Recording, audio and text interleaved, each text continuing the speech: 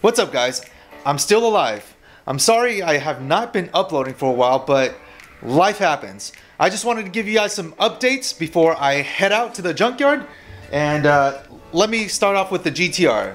As far as the GTR goes, I have not done anything to it since, but I have bought this trickle charger over here. Let me show you guys. It's manufactured by C-Tech, and from the reviews that I've read, it's a pretty solid unit. And you may be wondering why I bought it, and really, I just don't have the time to drive the GTR. I work 6 days a week, so I just can't find the time anymore. I figured, you know what, I might as well buy one, because there was one day I came out here to start the GTR and it could barely start, so I was like, ooh, that's not good. Also, I think some of you guys were wondering how the car lifts were going. Well, you can see the car lifts are installed while the columns are. The problem I have is that I need to get power to these things. I gotta get an electrician out here to supply some power. Here's a 240SX. I've already taken off the emblems and rear bumper and tail lights and even the wing. One thing I noticed here is that this side of the trunk has 3 holes versus this side has 2 holes. So I'm thinking about shaving these 2 holes and these 2 holes. I think this one I will keep because I'm planning to put the JDM Kooky wing in there. And I'm also thinking about covering up my third brake light or shaving it. I think it'll look much better. And you can see the Zenki front hood here, which was used from 95 to 96. And I picked up a Kooky hood right here.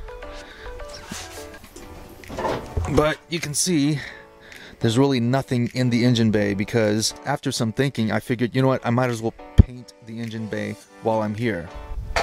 So the LS1 and transmission is right here, just waiting to be installed. And like I said, it's just me. I gotta get to sanding the body and prepping it for paint. Now you can also see here that I've taken off the window seals already, and the dash has been taken out. I'm thinking about wrapping the dash, and I've also taken out the wire harness, which extends out to the headlights in the engine bay. I've sent it off to someone to shorten it so that I can tuck it so it's nicer, and hopefully there's some weight reduction. Oh, I've also replaced the tarp here, as you can see, because the one that I bought from Harbor Freight pretty much got destroyed when it rained. And I think that's it for updates. Let me know if you guys want to know anything else in the comment section below. I gotta get ready to go to the junkyard, so I'm gonna pack my tools and head out there. I'm here at iPole U-Pole, and they have a 3-day weekend sale, which is 50% off any of the parts in the junkyard. So I haven't been here for a while. I'm gonna go check it out and see what I could find. And for a while, I'm talking about like 2013 since I've been to the junkyard. So they've changed a lot at this place. They were formerly pick apart, but now I think this new company bought them out. It's been a while since I've been here, but you can find a lot of interesting stuff going to the junkyard, especially parts interchangeability with other cars. And here's what I'm talking about in interchangeability. This is an Infiniti J30, uses the VG30 from the 300ZX non-turbo. The VG30 wasn't really loved, actually, unless it was in twin turbo form. Naturally aspirated, it wasn't much, but you can use the mass airflow. All J30s have a viscous limited slip differential in the rear, and 95 and 96s directly bolt up to the Nissan 240SX. And this one looks like it's been taken already. There's a 92-95 Honda Civic. They've taken the motor out, but the subframe would be useful in this case for any K-series swaps for 96 and up Honda Civics, because it would place the motor in a better position. Here's a Nissan Juke, and these things came turbocharged, but obviously it's a small turbo, but you can see it right there. But I think this is a pretty rare find. There's a nice Blue Del Sol, but it's not a B16. Haven't seen these around for a while. Here's what I'm talking about. You have an EG hatchback here with the dual overhead cam motor swap.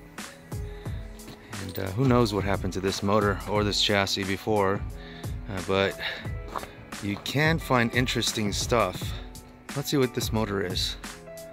It's a B18B1, so it's from an Acura Integra LS.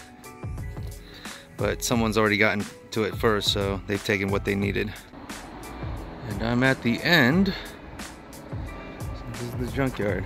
Well guys, I didn't get anything today, but it was quite the experience because I haven't been here for a while. So it was nice to see a lot of other interesting stuff. Here are your burgers. All right.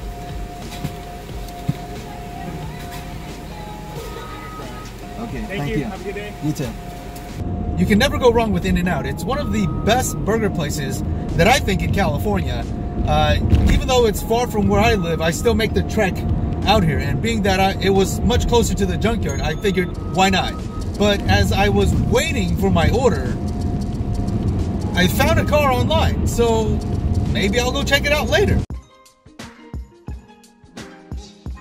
I got my truck, but I have to get a trailer. So here's the trailer I'm taking, and it is a front wheel or two-wheel trailer. Wow, just look at the grapevine right now. There's freaking clouds over, and I think we're expecting wind, high winds up there. But everyone's going home right now too. Look at all this traffic. It looks like we're going to Silent Hill right now. And hopefully the weather is good up there, because I'm not looking to get into a storm or anything. I passed that Silent Hill portion, and even after that, there were some very windy conditions. But I forgot to tell you guys, I'm heading down to LA to pick up this car. Why LA? Because LA has a bigger population, there's more cars down here, and the prices are more competitive compared to where I'm at. My only concern right now is if the car's in decent condition, because I only saw the ad online, and the only way I'll find out if the car is in good condition is if I'm there physically. So fingers crossed. Okay guys, I know it's dark outside, but it's only 5 p.m. right now, and I'm pulling up to the seller's home. So I'll show you guys the car after I take a look at it. Well guys, it didn't go as planned. The car was a dud, but you know what? I'm treating myself, and I'm on my way back home. That's one thing about checking a car at nighttime. You can't really see the flaws, but I've got a lot of experience from previous bad experiences. So I was able to pick out a lot of things, and I think it even surprised the seller. Well guys, as with any car buying experience, you're gonna find some lemons. Now, would I say this was a fail? Yes and no. It was a fail in a sense to where I came out this far just to find out that the car wasn't what I was expecting.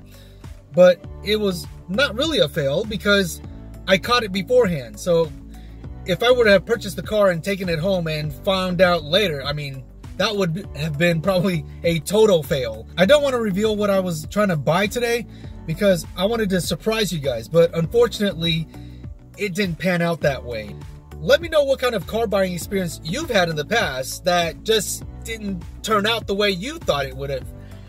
Other than that, I've got a 5-hour drive home, so I'll see you in the next video.